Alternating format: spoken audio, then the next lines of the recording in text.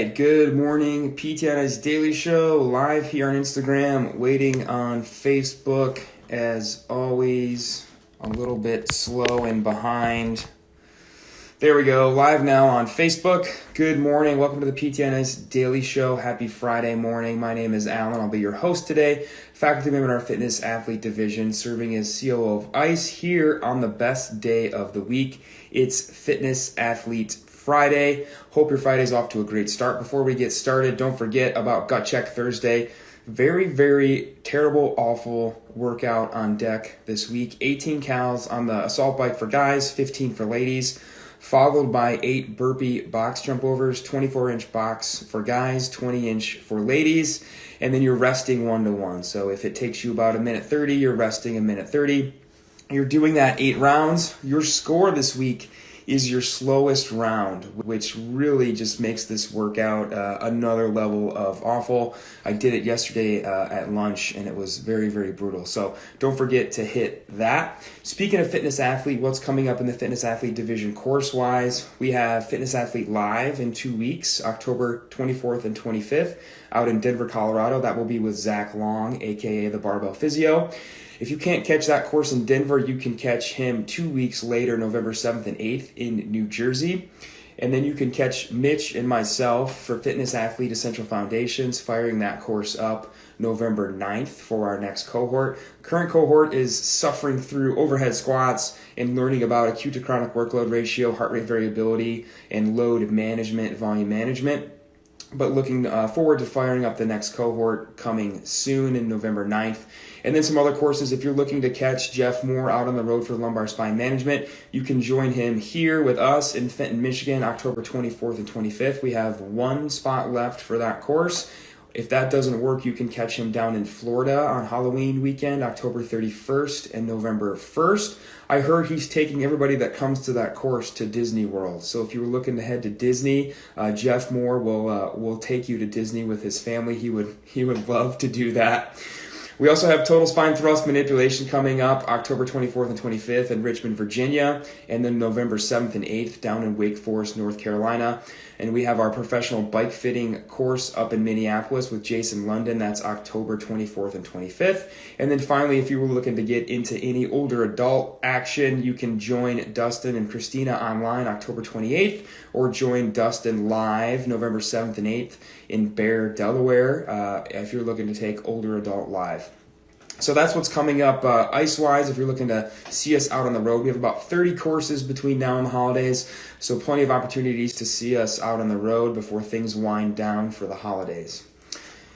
Let's talk about today. What are we talking about today on Fitness Athlete? The topic is kind of around body image, body recomposition, and obesity. Had a great question come my way on Instagram from Jesse Witherington. I hope I said your last name right. One of our South College DPT students who had a question, and it kind of came in the way of how do you approach the topic of obesity with a friend, family member, or patient if weight loss doesn't seem to be their goal, especially if they seem to kind of be on the not saying there's anything wrong with body positivity, but they believe that their performance is related to a higher level of body mass. And how do you have that conversation maybe with a friend or family member or a patient or client or athlete in the gym about kind of the ill effects of too much body fat? How do we approach that conversation? What does that conversation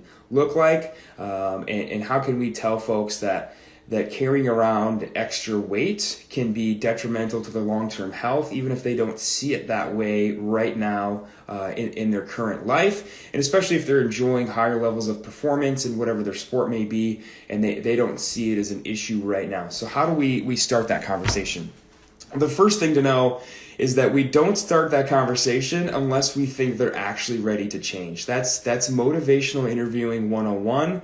If you don't think that person is ready to change, if you have any inkling in your mind that person is just going to dig in and throw up barriers, then we don't have that conversation. It's really that easy. When somebody's not ready to change, we don't try to beat them over the head and force them to change.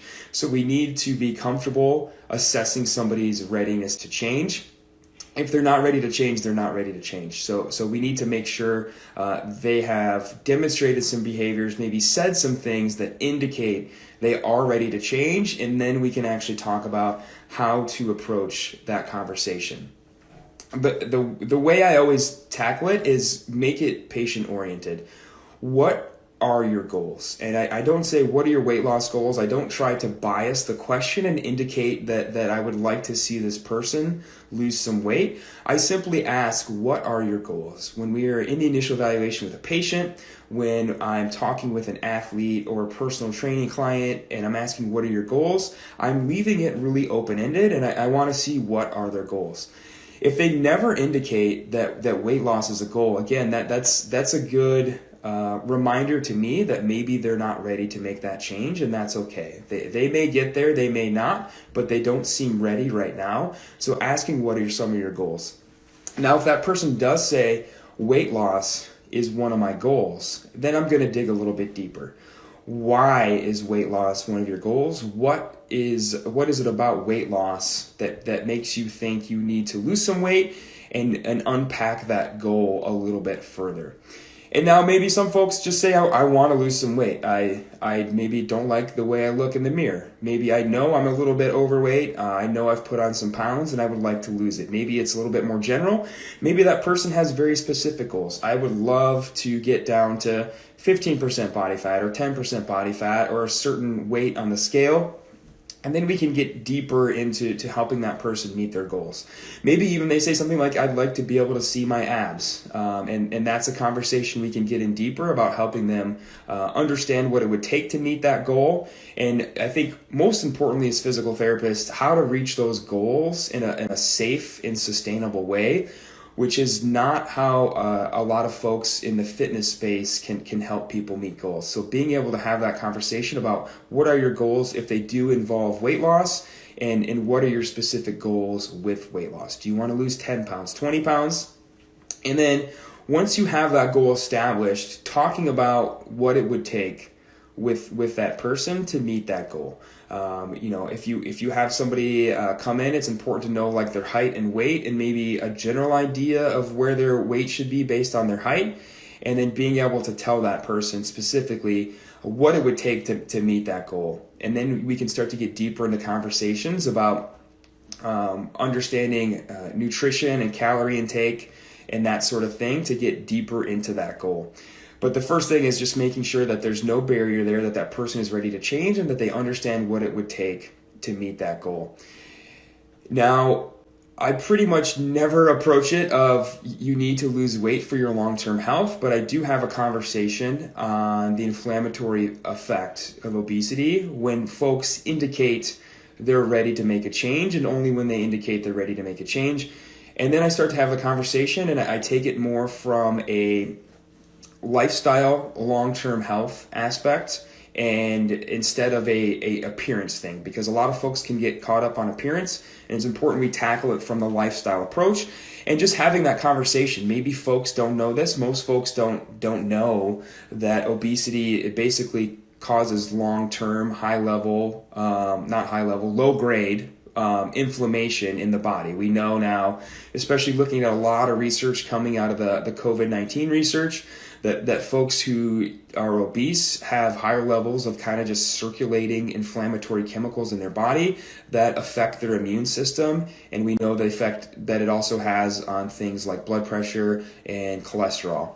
And so having that conversation that if we can lose some body fat, that will help with things like inflammation. It will help with things like always being in pain. It will help with feelings of being sore and stiff all the time. And it will help a lot of long-term health markers as well by reducing kind of the overall inflammatory effect that extra body fat has on our body. We know fat cells are basically distributing inflammatory chemicals into our bloodstream at all times, and that can lead to a lot of things like increased pain, perceived joint stiffness, soreness, that sort of thing, on top of all the other chronic health markers. And now when we get to our athletes, maybe our power lifters who kind of come from it with a mass moves mass kind of approach, we have to have that conversation of long-term health. And we also come to really good resources like this. This is from last month's Journal of Strength and Conditioning Research, all about body recomposition. So traditionally, for a long time in strength and conditioning, you had goals on two opposite sides of the spectrum. You were either losing body fat or gaining muscle mass. You could not do both at once. And for whatever reason, that was kind of the mindset in strength and conditioning. It's what's published in a lot of textbooks that really has no basis in research. But this awesome review that just came out last month really speaks to the fact that you can lose body fat and maintain or even gain muscle mass, and with that, strength at the same time. And so we can have goals of getting stronger, increasing lean muscle mass, and reducing body fat, and we can reach all of those goals at the same time. Traditionally, we think of we cut in bulk, and we put on a bunch of muscle mass, and comes with that a lot of fat mass, and vice versa. When we are trying to lose weight, we're going to lose a bunch of body fat, but we're also going to lose a bunch of muscle mass and get weaker with that, and that can scare a lot of athletes. I like where I'm at now strength-wise. I don't want to reduce that. I want to keep my strength gains where they're at. I don't want my back squat to go down or my deadlift to go down. And the long-term health benefits aren't worth that to me if it means I'm going to get weaker. And we can have that conversation with those athletes, with those patients, with those clients, that you can do both at once if you do it right. And so how do we do it right? We do it right by maintaining our current level of resistance training. And so if somebody is not resistance training, that's something we need to add into their program.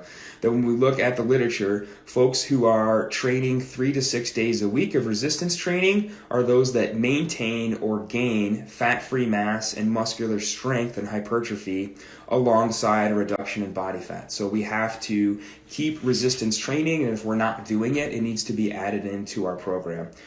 What else do we see?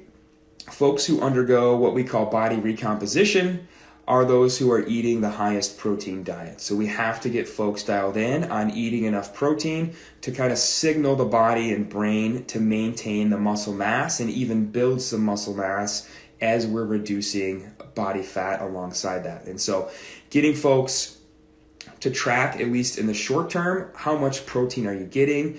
If you are in a fat loss phase, if you're trying intentionally to lose body fat, you need to be eating 0.8 to 1.2 grams of protein per pound of ideal body weight. And if you have folks track, I guarantee you'll find they're not coming anywhere close to that mark, especially if they want to undergo some recomposition and maintain or gain fat-free mass while they lose body fat. And so having them understand you're probably going to significantly need to increase your protein intake in order to meet your goals here, but it's possible. It's totally possible. It happens every day to a lot of people that if we're maintaining high levels of resistance training and we're eating enough protein, you're not going to get weaker. You're going to lose some body fat and meet that goal of losing body fat but not getting any weaker. So it's entirely possible.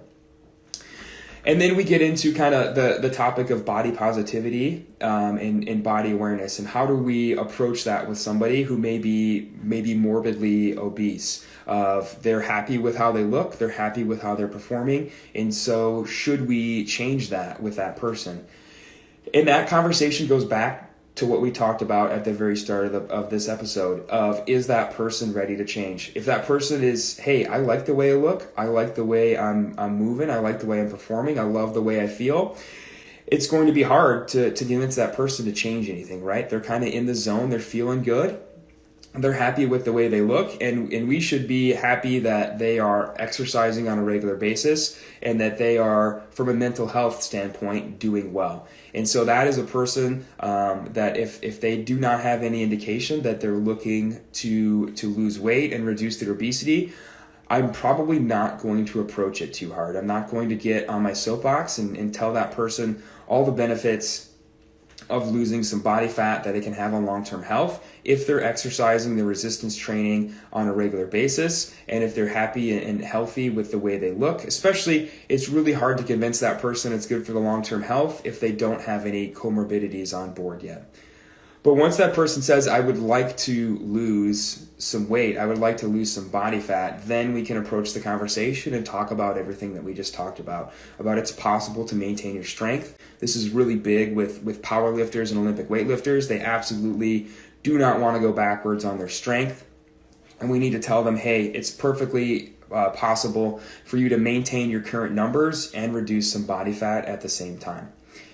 And I think it's okay as well if somebody's goal is to be able to see their abs. There's a lot of stuff on social media now about diet culture and kind of our addiction to being thin and being able to see our abs and that sort of thing. But I would argue if that's somebody's goal, that's somebody's goal. We shouldn't try to educate somebody out of that goal. We should be the resource for them to reach that goal in a safe and sustainable manner, not crash dieting, not starving ourselves, understanding we can get you to that goal of seeing your abs, but we need to do it in a way that we're not starving you calorie-wise and we're not overtraining. We're not in the gym 3 times a day to try and burn as many calories as we can to reach that goal fast. We need to reach that goal in a sustainable manner that you're not going to reverse out of, and in a safe manner too. We don't want you eating 800 calories a day and exercising 3 times a day to meet that goal of seeing your abs. We need to get you there in a safe and sustainable manner, but we can be that resource for people if they do come to us with that goal. And it's totally fine if that's somebody's goal is appearance-based. That's makes no difference to me, but getting them there in a safe way that they can sustain is how we need to approach that conversation. And so those can be tough conversations to have on both sides of that spectrum, but we are a great resource for those patients, clients, athletes who come to us and ask those questions. So try and find out and kind of perceive what is their barrier to change. Is there a very severe barrier? Does that person seem ready to change? Have them express their goals. If they do have weight loss as a goal, if they do have a reduction of body fat as a goal, try and dig a little bit deeper and see, do they have a specific goal? And then help them reach that goal. Let them know we need to add resistance training in. That's going to help you preserve your muscle mass. It's going to help increase your baseline of metabolism. And then we need to probably increase your protein intake after we track your food for a week or two and see what you're consuming, and make sure that we increase your protein to a level that's going to help you maintain your lean body mass while you reduce some body fat. And then help them meet their goal, whatever their goal may be, in a safe and sustainable manner. Make sure that they're not under eating, make sure that they're not overtraining, and they're getting there in a way that's going to be sustainable to maintain that goal over their life. And it can be tough, especially with those folks who are doing well, who we know could probably lose some body fat from a long-term health perspective. But I would say don't approach that conversation until they appear ready for it, especially if they're a close friend or family member. We know those are probably the toughest conversations to have. Let that person express their willingness to change to you before you dig deeper in there, and kind of let them come to that conclusion on their own. And then once they're ready, then you can approach that conversation and help them meet their goals. So that's how I approach it with folks that ask me, patients who come in on their eval and state that as a goal, athletes in the gym who ask questions about diet and nutrition and weight loss, and with personal training clients that I work with. Would love to hear any feedback or discussion on this you all have. Feel free to leave it on the IGTV video or here on Facebook, and I'll be happy to get to it this weekend. Hope to see you at a live course soon or in one of our online courses. Hope you all have a great weekend. Bye, everybody. Hey, thanks for tuning in to the PT on Ice Daily Show. If you enjoyed this content, head on over to iTunes and leave us a review. And be sure to check us out on Facebook and Instagram at the Institute of Clinical Excellence. If you're interested in getting plugged into more ICE content on a weekly basis while earning CEUs from home, check out our virtual ICE online mentorship program at ptonice.com. While you're there, sign up for our Hump Day Hustling newsletter for a free email every Wednesday morning with our top 5 research articles and social media posts that we think are worth reading. Head over to ptonice.com and scroll to the bottom of the page to sign up.